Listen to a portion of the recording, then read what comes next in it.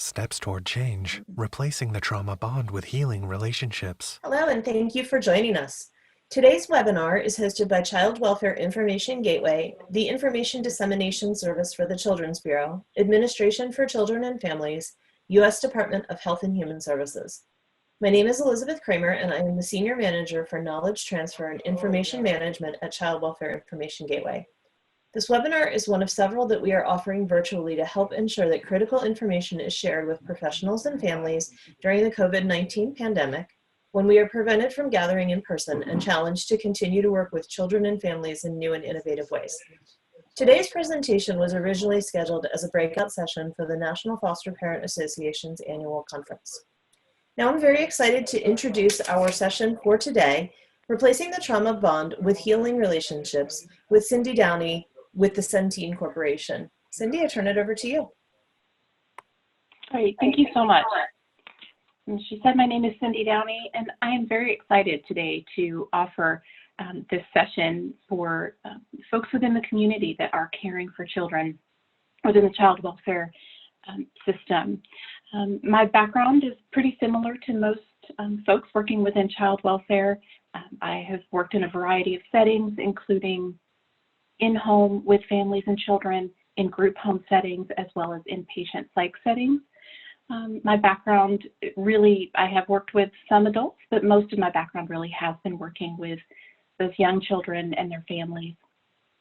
And I also had a brief stint working as a sign language interpreter for a little while as well. So it's a little bit about me. I've been with Centene since 2011 and have been working as a trainer with Centene since 2014. So today we're going to talk about looking at kind of that trauma bond between youth and abusers. Sometimes that may be an exploiter, but looking at how, why kids in foster care are at a little bit more risk for that, why, and what some of those risks and vulnerabilities are. We're also going to kind of take a look at how that happens, what it is about those risks and our kids' experiences that kind of put them at a disadvantage. We'll also take a look at what kids need and how can you as a caregiver or your role within child welfare help kids who might be in this situation. All right, so let's get started. System risk factors. So looking at what some of the risks are, and we're going to kind of start on a much broader level in looking at kind of almost the macro risks that are involved. Social and legal policies, institutions and systems of care. Some of you may be familiar with some of the laws and things that on the federal level that have been passed, TVPA, for example, the Trafficking Protection Victims Act of 2000. Lots of states have also passed legislation and laws that are working towards protecting our youth, not just youth in foster care, but our youth in general from exploitation. But sometimes there are differences or inefficiencies in the way that folks understand those laws, the way information is tracked, sometimes the way things get prosecuted or charges that get brought against offenders and buyers. And there's really, as I said, there's a lot of inconsistencies too sometimes among the states. For example, only 30 states and the District of Columbia have laws that prevent the prosecution or arrest of minors for prostitution. So when you think about that, that's pretty staggering that we only have 30 states and DC as of 2019 that have those laws in place that prevent children from being arrested for prostitution. So there's still obviously a lot of work on the local, state, and federal level to improve some of those situations for our youth. And then we also look kind of within our own systems locally. Children involved in juvenile justice and child welfare and other state systems, sometimes there aren't consistent screenings or assessments for exploitation. Sometimes the questions that are asked don't really delve or get into a way where a child might understand that they have in fact been exploited, because sometimes there are still kind of those myths about trafficking, right? That you have to have a pimp, or that it means you're working on the street, things like that. And when folks don't have a good understanding of the dynamics of trafficking, sometimes they're not asking the right questions. A simple example of that could be, has your mother or a family member ever asked you to exchange sex for something for them or as a favor? So some of those just ways that we can, again, kind of change what's going on in a system level, and the way that we are assessing, screening for exploitation also needs work. And when we think about just in general, sometimes we still, as a system, have kind of a approach of focusing on those behaviors, right? If a young person comes in, maybe having been arrested for robbery or drugs, things like that, sometimes we don't kind of look beneath the surface at other things that might be going on. Kids come in maybe presenting issues with substance abuse. Maybe we're not looking at maybe what might have been causing that substance abuse. And of course, whether or not we're approaching our kids and our families with that trauma-informed approach, looking through that trauma lens with empathy and investigation, almost trying to figure out what happened that got them to this point, rather than maybe shaming, blaming type of approach.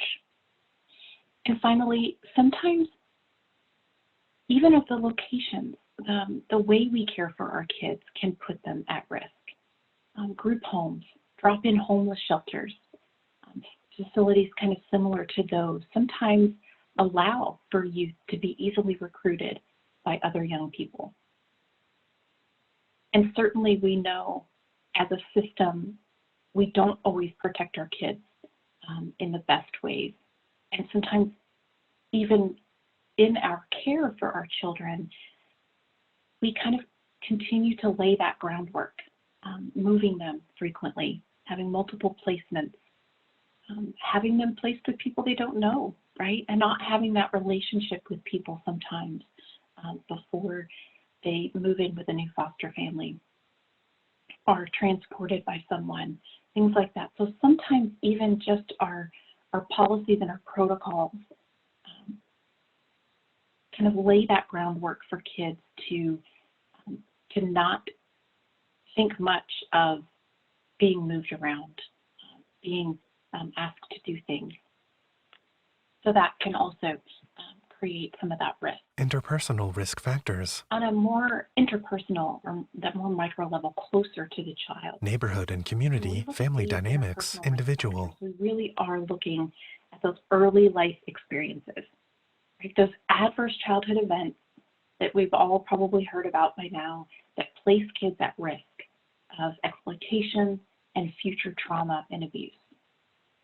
In the neighborhood and community, so many of our children are living in poverty. They're exposed to community violence, gangs.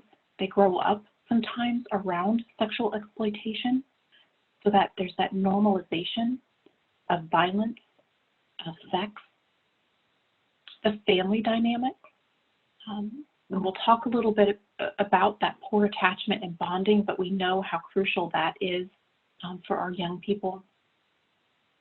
Children who don't feel that sense of belonging and safety, that is a huge risk factor when they don't feel connected.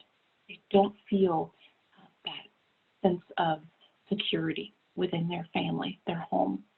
And of course, sometimes our children have family members who are exploiting them. That's where their exploiter is, in their home, down the street. And so that certainly increases that risk. And then when we look at the individual level, we know that individuals who have been exploited, approximately 80 to 90% of them report having a history of abuse or neglect. And we know that specific populations have far more risk, like our LGBTQ kids, our homeless youth, and our youth with disabilities. And it's not about their poor decisions or anything that they've done. It's about how their experiences, maybe their lack of family support, being on the street, needing their basic needs met. So those experiences shape that young person's ability to adapt, to problem solve, and certainly their options for survival, especially when we're talking about our homeless youth. And there's really, when kids don't have that support, when they don't grow up without attachment, with those supportive environments, they really begin to have a limited ability to defend against that coercion, that manipulation that they would have had if they had those caring adults and that support and nurturing. So that kind of see how there's so many different factors really that go into that child's risk. Primary risk factors: youth of color, youth aging out of the system, youth forced to leave home without safe alternative housing, runaways. There are also some kids who face additional risk. And certainly when we look within the child welfare system and even the juvenile justice system, we know there's more risk, right? Because of those kids' trauma histories, because of what they've already experienced. We know that within child welfare, there are disproportionately more children of color within the foster care system. They tend to stay in the foster care system longer. Also, kids who are aging out of the system, they lack those supports, right? They lack those people they can turn to, depend on.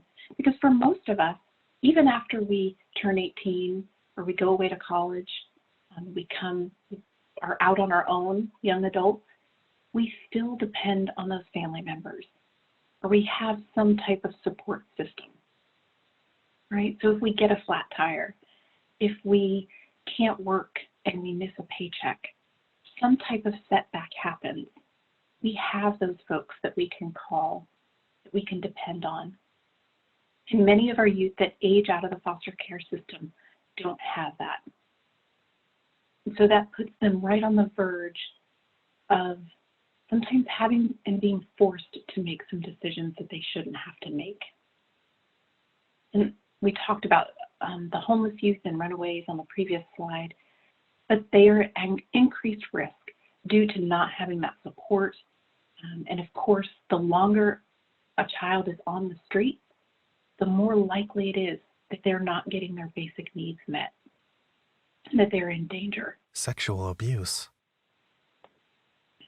Another really significant and strong predictor of future exploitation is sexual abuse. And there are lots of reasons why that is. You can see a few of those here. Children who've experienced sexual abuse already have a skewed understanding about what healthy touch is, what a healthy relationship is, that you can have affection without having to give something in return. Their boundaries, their autonomy, that has already been taken away. Their ability to say no, or the sense that they are in control of themselves, that's been taken away. Kids that have experienced sexual abuse are already used to giving up sex for something that they wanted or they needed, whether those were objects, maybe toys that the sexual abuser gave them, or just that love, affection, attention. That groundwork has already been laid in exchanging sex for something. And kids with sexual abuse histories sometimes are also more likely to already be using drugs, either because their sexual abuser gave it to them to make them more compliant, or maybe they began using in order to cope with what was going on. And so that's just one more way that a trafficker or an exploiter can use to kind of lure that child in or keep that kid coming back. Attachment, what we know. We've kind of talked about the risks. Let's look at what some of the other things are that we know really are so important to our kids, to us as human beings, honestly. We know how important healthy attachment is. And I'm sure many of you have been through trainings that talk about that. It truly is that crucial foundation for us as human beings to help us develop, and not just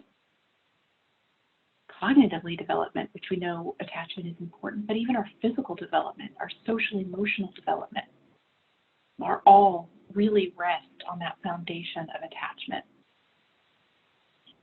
Also, how or if we have a positive understanding of how relationships work, and that secure sense of ourselves, that we feel confident and competent as we grow older and begin doing more things. It impacts our ability to trust. And attachment is something that starts so very early and is impacted. So many of the kids that come into child welfare are their attachments, those securities are impacted from the very beginning. Because it's hardwired into us from the time, even before we're born. And then certainly as we get older, again, it helps us understand relationships and navigate those relationships. Healthy attachment serves as a buffer sometimes for us as we begin going out into the world, experiencing scary things, right? And when we're little, that might just be venturing a little further off in the playground and things like that. But when we have that secure base to come back to, we slowly begin gaining confidence in our abilities, but we still feel connected, valued, loved. An upward sloping arrow, healthy attachment. And that healthy attachment, what happens when a young person has good, strong, healthy attachment, and they do encounter something that's difficult. And of course, depending on the age, a little infant, it might be feeling hungry. A toddler, it might be navigating how to share a toy, getting stuck trying to do something. Older kids, it is going to be navigating some of those difficult decisions, peer pressure, relationships, all those kinds of things. But kids who have that healthy attachment, when a stressful event occurs, that our internal stress response system is activated, right? And depending on how serious that stressful event is, and it may kick us all the way into that fight, flight, or freeze response, right? Which initiates internally something called our attachment-seeking response. And it's an innate response, especially in babies and children, to seek out a caregiver for protection. It's a survival reaction. So when we sense danger, and again, for an infant, that could be not being fed, having that dirty diaper, feeling alone. They sense that danger, that attachment-seeking response is activated because they know it's their only way to survive. In the perfect situation, that caregiver comes in, provides comfort, provides love, security, that buffer, especially when we talk about for older kids, we help kids process what's going on. Things like right now with the pandemic, right? Helping kids kind of figure it out and process those emotions that can be sometimes very confusing or leave them with anxiety, fear. And then what happens is that internal stress response system of that child begins to calm down. We co-regulate, we help them co-regulate We help them maybe problem solve. We help them see kind of the other side of this event, that they're going to come through, they're going to be okay. That's really when things work well, this is what we hope for. Attachment and attunement. And part of that is a caregiver that is attuned. That when that signal is sent out by a baby or a child that something is wrong, or maybe it's just that they need connection and comfort, the caregiver picks up on that signal, attends to the child, and then provides whatever that child needs, right? Whether it's through touch, through eye contact, or tone of voice, empathy. And you can tell that that balance is brought back, that that child's system is kind of being restored, the physiology, the increased heart rate, breathing, all those kinds of things begin to calm down. And when the body is calm, the emotions begin to calm down. And as I said, this is kind of the beginning of how babies and little ones begin to learn that emotional regulation. And by feeling that sense of security and trust. And a couple of things to remember, caregivers don't always get it right? We don't always know. I remember when I had my first daughter, I thought I was a horrible mom because people had always told me, you're going to know by your baby's cry what they need. And I didn't. I couldn't. Her cries all sounded the same to me. So it's not that we're always going to get it right every time, especially with young children who still can't communicate with us. But it's the fact that we are responding. It's the comfort that we provide, that trust that's being built, that relationship that's being built, that helps calm that system down. And that's what's important. When this doesn't happen, when their attunement isn't there, when the attachment isn't there, whether children are experiencing chronic neglect or abuse, maybe the caregiver is just absent, when they're distressed, they're crying, they're pleading, they're calling out, and either nothing happens, there's a lack of response, or for some of our kids, that response is hurtful and harmful or shameful. Kids begin to become conditioned. They either give up or they do whatever it takes to keep themselves safe. A downward sloping arrow, poor attachment. And so we can see that here. Again, that same call out, the child experiences that stressful event, that internal alarm system goes off, right? Except the caregiver doesn't respond. And what happens is that child's stress response system stays elevated. They stay in that heightened sense of danger, anxiety. And when that happens, again, they either begin to slowly give up, stop attempting to connect, or they stay in that heightened sense of alert or anxiety, alarm. They sometimes develop difficulty being very clingy, withdrawn. Sometimes we see kids develop aggressive behaviors because they're not being regulated, right? They're not experiencing, first of all, they're not experiencing anyone responding to them, or the response is harmful and hurtful. So they're not getting their needs met.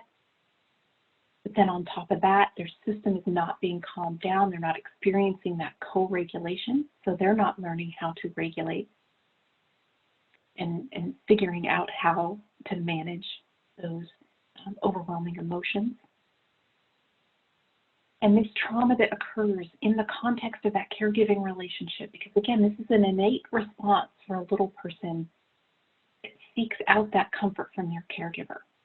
And so we call that relational trauma, right? When that happens in the context of that relationship. And it develops really a complex trauma where the combined effects of that maltreatment or lack of treatment by that caregiver, that child loses that secure base, that sense of safety. And then they also experience that overwhelming dysregulation of not having any safety, not having anyone to go to. And that's a pretty scary combination when we talk about what for children and youth to be experiencing. What's missing is the key. So that lack of safety and attunement and connection, that's what really is kind of setting that groundwork again. It's what's missing, what that child's not getting, and what that child is seeking, right? They're trying to fill that void. Someone who can offer them security, make them feel as though they're cared about. They can meet their basic needs even sometimes. They're searching for that emotional connection, that feeling as though they're valued and believed in. And when they're attempting to kind of fill that void, and because of their previous experiences, they may not recognize potentially unsafe relationships. Or when someone is asking them to do something that maybe they're not comfortable with, but again, remember those boundaries have already kind of been shattered. That ability to say no. And especially when someone is offering to provide what they feel they need, that love, that connection, that sense of safety, I'll protect you, it's so much easier for them to fall victim to that. Trauma-coerced attachment/bonding. So what we see sometimes is that trauma-coerced bonding or attachment. That love and bonding that child is searching for makes them the perfect target.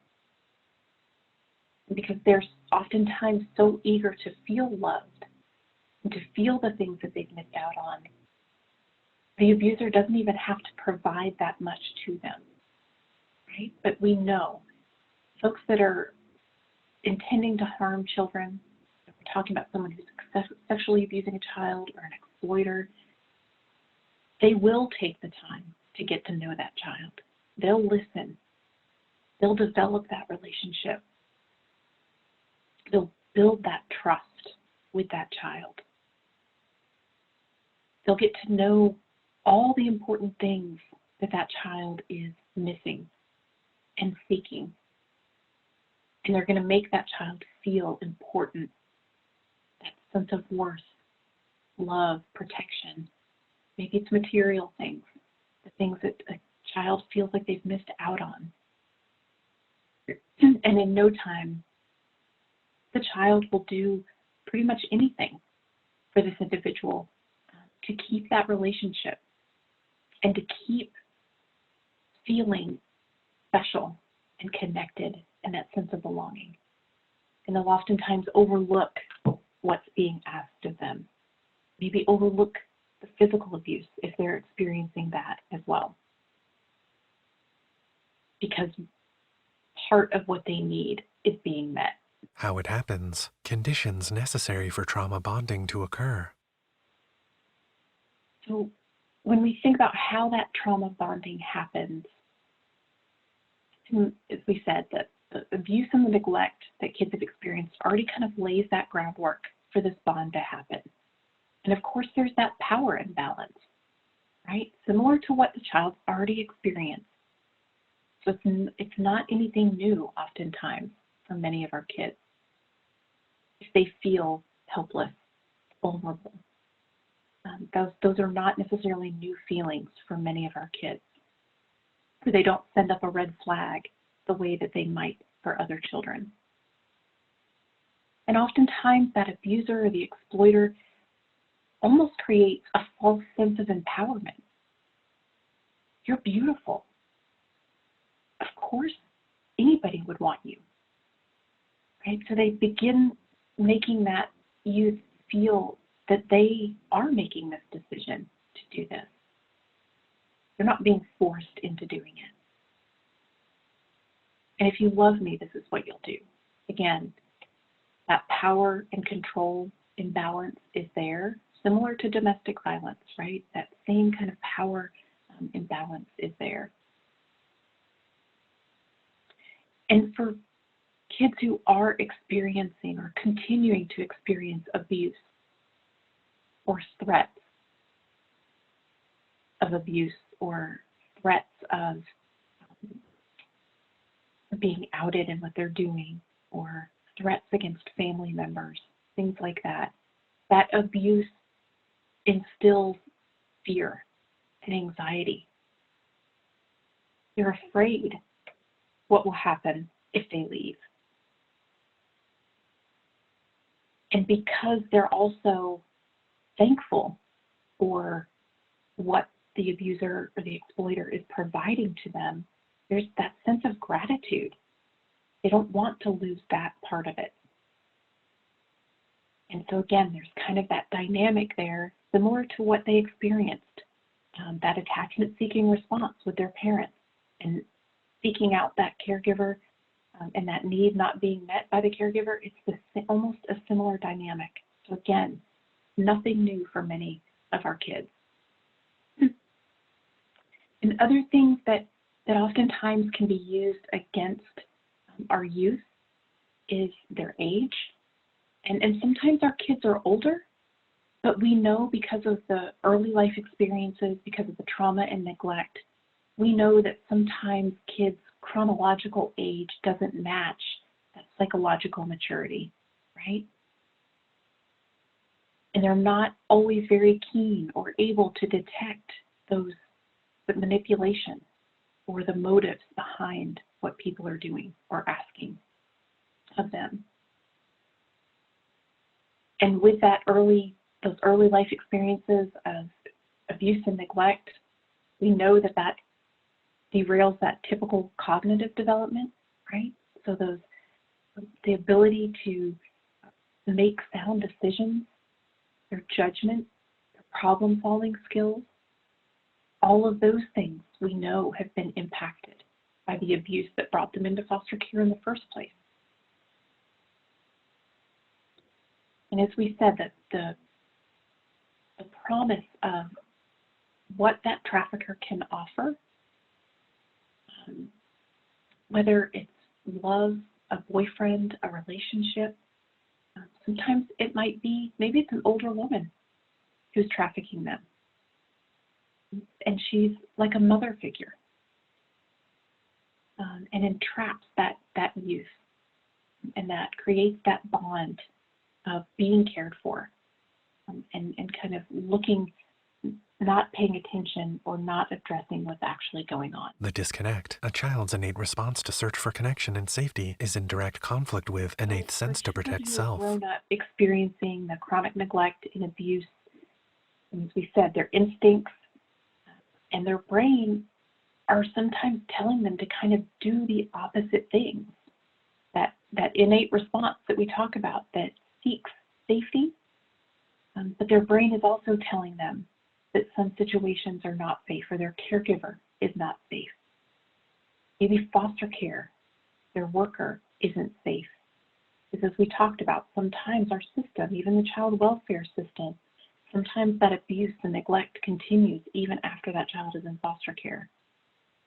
And so for kids who've experienced that, their brain is telling them that there is no safe space. There is no safe adult.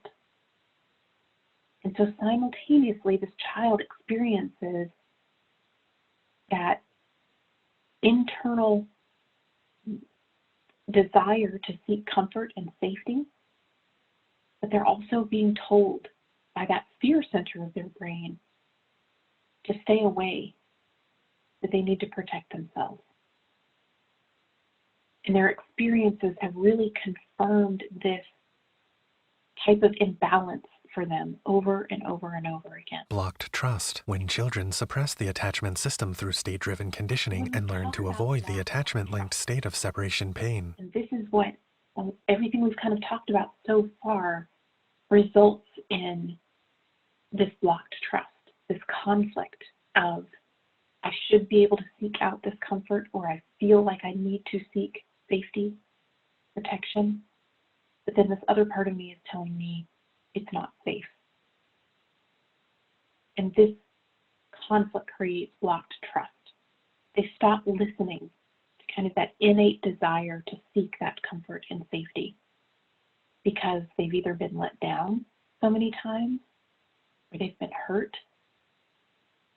And so sometimes they just stop trying because it's too painful, right? When little ones and older kids continue reaching out and their caregivers are not responsive, or in some cases are the reason for pain and harm, they begin to kind of block all that off.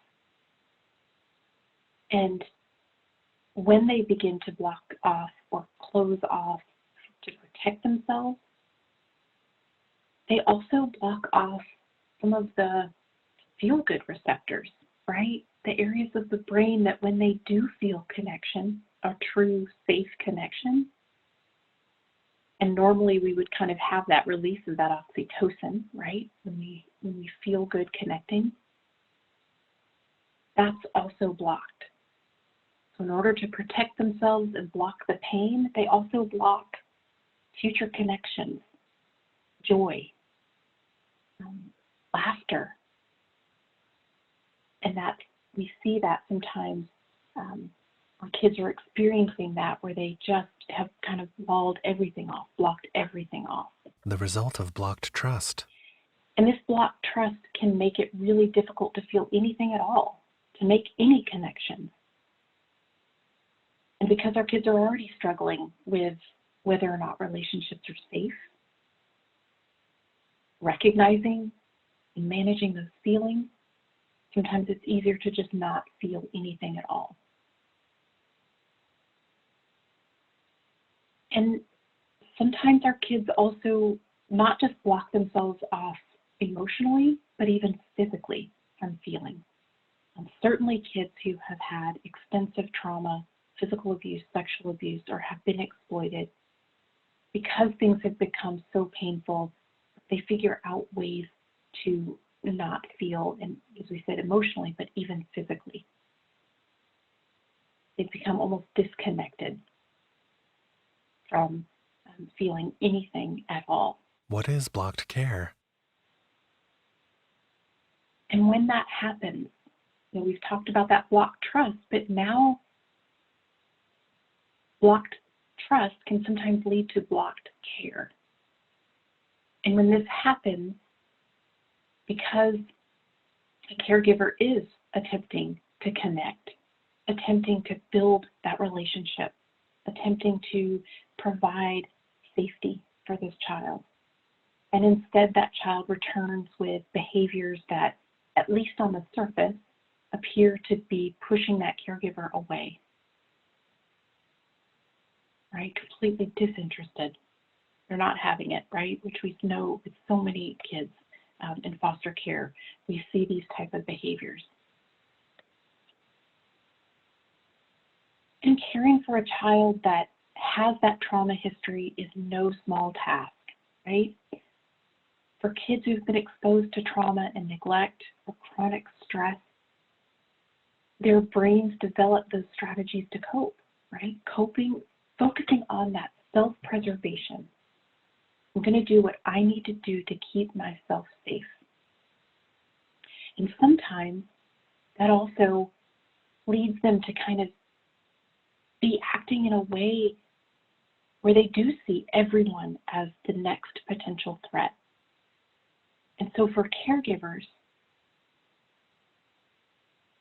these behaviors or the strategies that kids are using for self-preservation, as a caregiver, I may perceive these negatively. And the difficulties that come with caring for a child with extensive trauma may cause me to stop reaching out, stop trying to connect with this young child. or maybe respond in a way that's more reactionary, right? That might reinforce some of those old beliefs that that child has about adults being uncaring, disconnected. And exploited youth in particular, youth that have been exploited in some way, they also have so much internalized shame, judgment about what's happened, beliefs about it being their fault, that can truly make them feel unlovable and alone in this world, that there is no one out there that would want to connect with them, right? And we know that connection between our thoughts and our beliefs and our behaviors, the more I think something which makes me feel more ashamed, makes me believe that no one loves me, no one would ever want me as their child. And then my behaviors, I exhibit behaviors that almost kind of confirm that, right? That connection between those thoughts, behaviors, and feelings. A circular flowchart. And as a caregiver, again, that can be very difficult. So we kind of see this cycle when blocked care happens.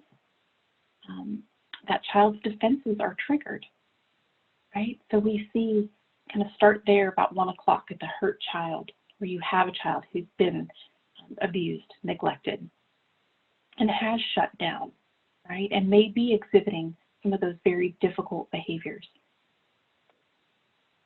And because of their beliefs about themselves and what's happened to them, may be very, have some of those behaviors that are very difficult for a caregiver to deal with or connect to that child because of those behaviors. And so instead of responding and trying to provide more care for that child, sometimes that caregiver may react. We focus more on the behaviors, stopping those behaviors or the negative aspects of what's going on, which then kind of fuels more of that shame, creates more distance and disconnect between the child and the caregiver, which oftentimes results in more behaviors. And then we see that blocked care where maybe the caregiver just gives up. They disconnect. They just say, I can't connect with this child. Nothing I do matters. And there's different reasons why sometimes that happens too. When we talk about blocked care on the caregiver side, there may be some issues, the caregiver's own history of trauma or those adverse childhood experiences that that caregiver may have had, right? So this may be kind of an ongoing issue for this caregiver. It might be child specific. Maybe it's this child that this caregiver feels they can't connect with, right? It may be sometimes block trust and block care can come because both parties are stressed. Think about what we're all going through right now, where we all have kind of an added layer of stress, anxiety, fear, which may also kind of play into some of these situations. Reawakening Connections. So what can we do then when we're experiencing this blocked trust, blocked care dynamic? We want, obviously, our goal always in child welfare is to help kids begin to trust again, right? And we know that can happen. But caregivers who are working with kids with these type of histories have to realize that sometimes this process may be even slower than it might normally be. We always have to go back to remembering that our brain has that plasticity, that children have the ability to build those new neural pathways with each and every new positive experience, loving experience that they have with a caregiver. Each time that caregiver is attuned, even if the child doesn't respond in a way that the caregiver feels like they should, we can't give up, right? We have to keep providing loving, nurturing, safe responses and environments to build those new neural pathways for kids and rewire that brain to begin expecting something different from a caregiver or from an adult and from relationships. And so it really is the job of that caregiver to convey, you can trust me to comfort you. I am happy you're here, right? Because again, we want to go back to that when we feel connection and attachment, it releases that oxytocin. And so that may be difficult at first, but we want to keep reinforcing that idea. I am glad you're here. You are not a problem for me. I want you here. And remember, our memory's tied to what we feel. So when we feel more positive things, those are going to be the things that begin to be reinforced for that young person. Trust. Kids have oftentimes learned, coming from abusive and neglectful environments, they behave by anticipating what that caregiver's response or their biological parent's response was going to be, right?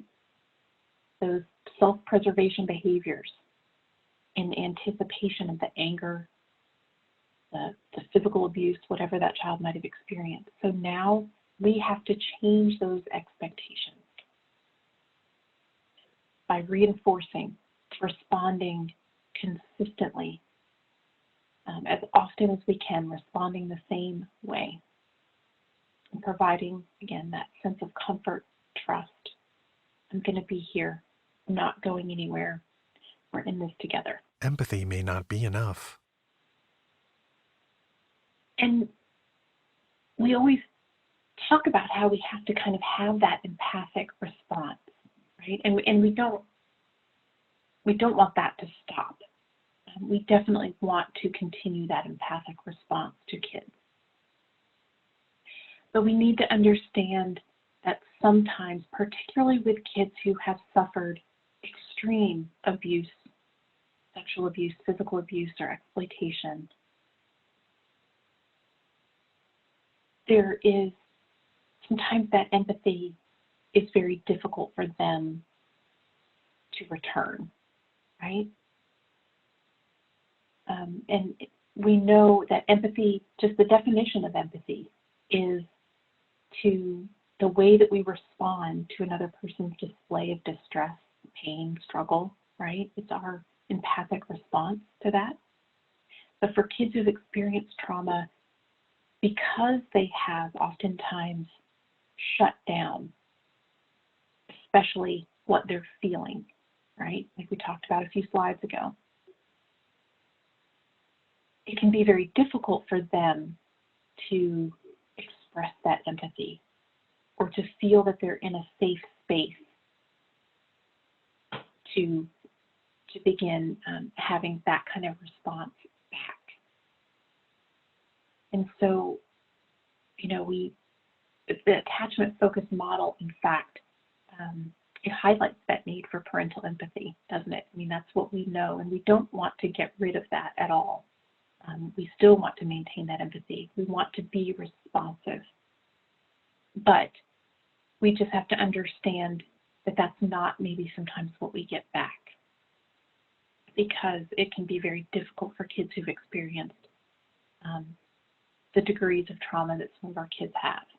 And so if they're already kind of squashing those emotional responses for protecting themselves, then it's going to be difficult then for them to return that empathy. And I think that that's another thing that sometimes we hear foster parents talk about or caregivers talk about, is that they never think about anyone else. They never, they only think about themselves, what they want, what they need, right? Well, when we think about what kids have experienced, then that really does make sense. It helps us, I think, understand those behaviors a little bit better. PACE model: playfulness, acceptance, curiosity, And empathy. one model that we can use to really help replace what some of those kids may have missed out on in those early years when they were experiencing neglect. We know how important play is, right? Play is a key developmental piece for our kids. Exploring their world, experimenting, trying new things, just having fun. That's such an important part of our young person's lives that many of them did not experience. And during that period, when they're playing, when they're exploring or doing, learning how to stack blocks, learning how to put their clothes on by themselves, all those kinds of things, they're gaining independence, right? Practicing, they're figuring out what they like, what they don't like. They're figuring out how to manage some of those frustrations when things don't work out the way they thought. And when both their legs are stuck in one pant leg because they put their pants on that way, right? So having that parent that helped them navigate those things. So the more that we can kind of implement play back into our kids' lives and letting them begin to really practice some of those skills again, helping them develop that and accepting that, right? Accepting that it's not always going to be pretty, that they're not always going to be great at it, that they're not going to always like everything that they try. I think encouraging that, but doing it in a way that makes them feel safe. Again, when little ones who were growing up in those chaotic or maybe abusive environments, when they were maybe trying to do something, maybe they got punished or shamed because they did it wrong or because they made a mess. So they lose that desire to keep trying, right? So we can, by accepting them in all aspects of them, we can begin building up that confidence and that competence again. And then, of course, empathy. Like I said, we do have to kind of rebuild that for some of our kids because it is a skill. And it's a skill that we oftentimes develop in those early years. And so because it is difficult for us to show empathy when it's not been shown to us, the more that we can provide that empathy for kids, validate their experiences, help them explore and understand their feelings, promote that compassion, and again, develop that sense of trust, be a different kind of caregiver for that young person. Responding, not reacting. A child's blocked trust calls for radical compassion. When we think about, I've mentioned a couple times not being a reactionary parent, be more of a responsive parent, and we really, caring for kids with extensive trauma takes a lot of work for caregivers, and we're not going to get it right. Just like any kind of parenting, we're not going to get it right 100% of the time. But more often than not, we want to be a responsive parent where we're in tune and attuned to that child, not a reactionary, right? We want to tap into our own brain's kind of higher functioning, move into more thoughtful responses, more constant, unwavering compassion. Sometimes that means taking a minute before we say anything or react, and even more so in some of the more difficult moments with some of the more challenging behaviors. But understanding that your kindness matters, even if sometimes it's ignored or rejected by that child who's struggling to connect. We have to keep providing that. And that's where, again, kind of we come into that blocked care, where it is difficult. It's difficult to be the caregiver in a one-sided relationship, right? That's incredibly taxing. But slowly, as we continue to provide that consistent care, that compassion to that child, understanding of what is going on, why those behaviors are happening, we begin providing that trust, that comfort that was missing. That child feels that sense of belonging. Again, you're not going anywhere. You're sticking it out with them. And that child's understanding of what a caregiver can be, or what a caregiver is capable of, slowly begins to change. And when we think about going back to that slide of what puts kids at risk, right? That lack of connection, that lack of feeling valued as though they matter, feeling that sense of belonging to a family. Those are the things that we really want to replace for some of our kids. Creating trust.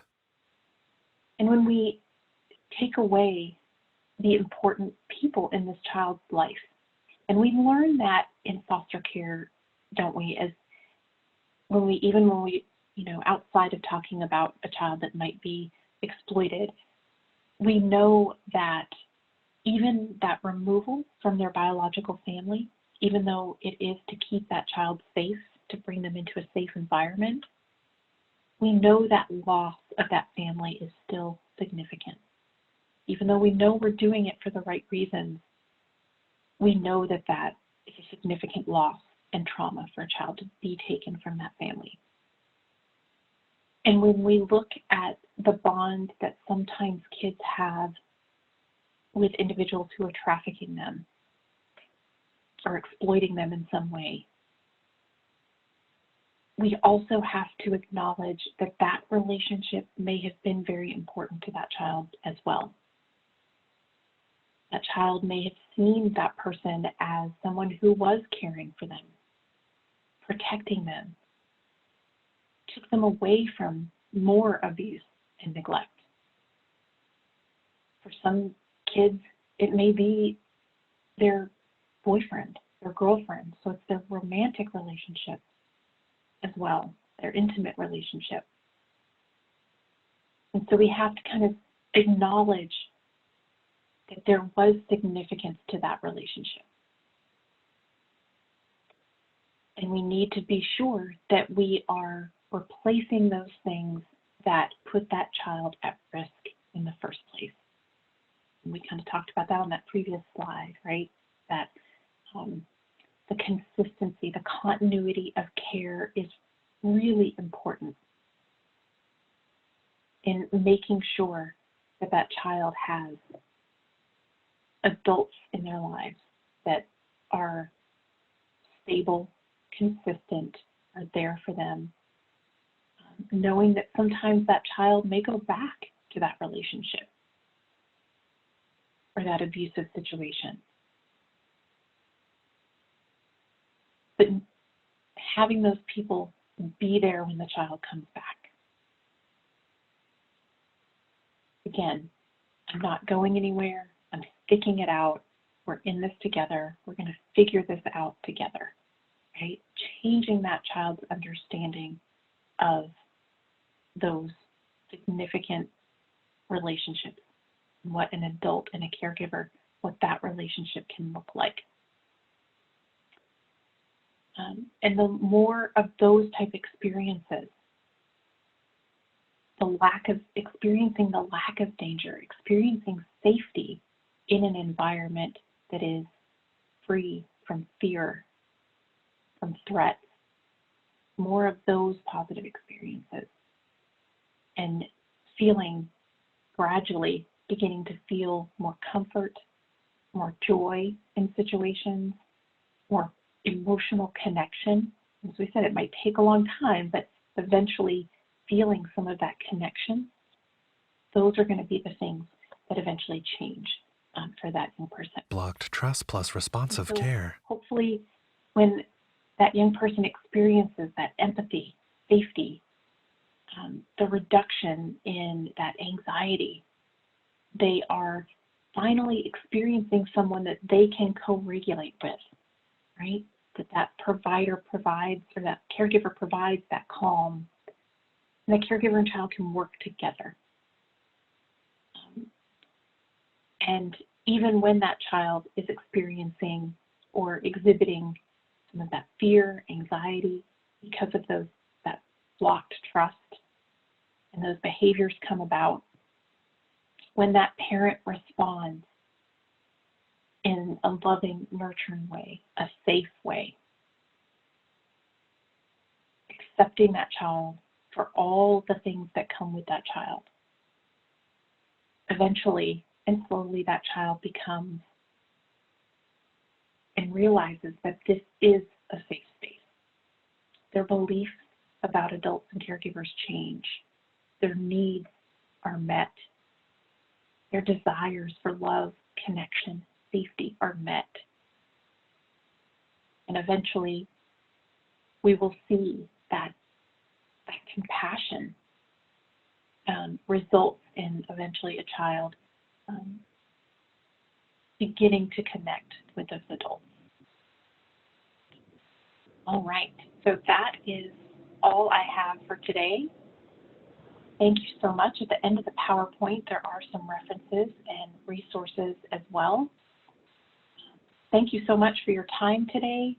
And even more importantly, thank you so much for the work that you do with the families and children that you work with. Have a great day. Great. Thank you, Cindy, so much. That was a lot of really excellent information. And I just want to thank you for taking time out of your day to share this with our audience. So thank you as well. Thank you. Mm-hmm.